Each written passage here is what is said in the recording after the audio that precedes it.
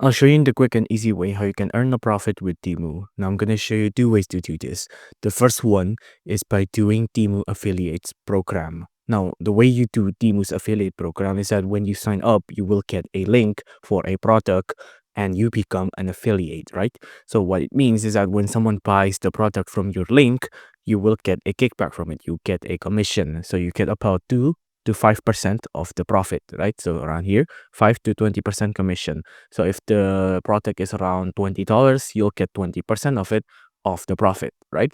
And it's very easy to sign up. You just have to go to this link right here, right? And you just have to click on get started here. You'll even get 3 Canadian dollars as a new user gift, right?